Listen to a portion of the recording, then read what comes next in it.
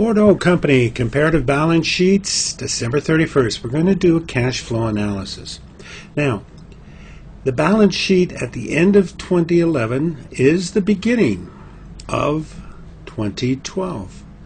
So, cash at the beginning of 2011 was $20,000. At the end, it was $35,000. So cash increased $15,000. That means those activities that were sources of cash exceeded those activities that were uses of cash by $15,000. So we're going to analyze each of these activities, and it will, if we do it properly, it comes out that the sources will exceed the uses by $15,000. Now we start down here with the net income. Net income is $32,000. Generally that is the net of revenue minus all the expenses. And but we look at the expense, so we find that there's one expense in there, $17,500, which did not involve a cash outflow. So therefore we add that back to net income to get the amount of cash generated by operations for Bourdeau Company. Now, in support of operations, the company makes investment in accounts receivable and inventory. It offsets that investment with some current liabilities, accounts payable and income tax payable. So we look, did they increase their investment in current assets or decrease? If they increased, it's a use of cash. If they decreased, it's a source of cash. So begin with accounts receivable.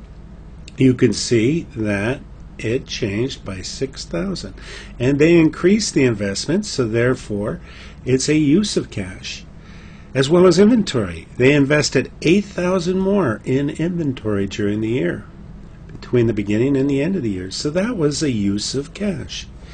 When we look down here at the accounts payable, now accounts payable, recall, represents the goods or services of other companies that were provided to Bourdeau to help them earn their income. And Bourdeau hasn't paid them yet. They're using their money, basically. So this increase here is a source of funds.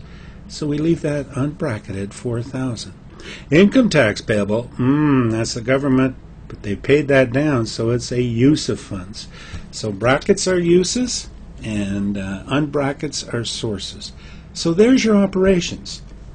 $32,000 plus $17,500 for depreciation, minus $6,000, minus $8,000, plus $4,000, minus $1,000 gives me the cash generated from operations.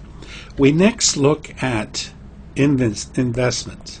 And investment here is property, plant, and equipment. During the year we sold equipment, which was originally $18,000. So the sale of the equipment, we got $8,500. So therefore, plant and property and equipment was sold for $8,500, and that is a cash inflow. So we leave it unbracketed.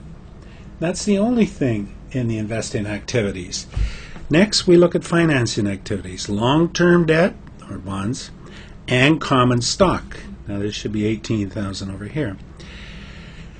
Any changes in that? Did we increase our debt or decrease our debt? Well, you can see we decreased our debt from $33,000 down to $17,000. So we redeemed those bonds, which cost us $16,000, and that is bracketed.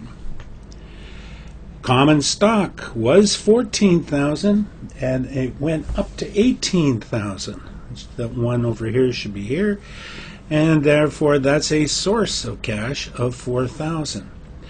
Now lastly, they said, hey, you paid dividends. Well, that too is financing, so dividends is $20,000, and that is cash out. Now we never look at retained earnings, because retained earnings is net income plus dividends minus net income minus dividends, and we've already taken care of those two. And so there we have it. Now we put it all together in the form of a statement of cash flow. We start with this cash flow from operations, and you can see the net income, add back the depreciation, increase in accounts payable as a source, Decrease in inventory, taxes payable, and accounts receivable. All of those were increases, which were uses of cash. Decrease in income tax payable is also a use of cash. So therefore, the total amount of cash flow from operations is $38,500, and this is in, cash in. Sale of equipment, $85,000, that's cash in. And cash flow from investing, that's common stock increase, so that's cash in. These two are cash out. This 32 is cash out.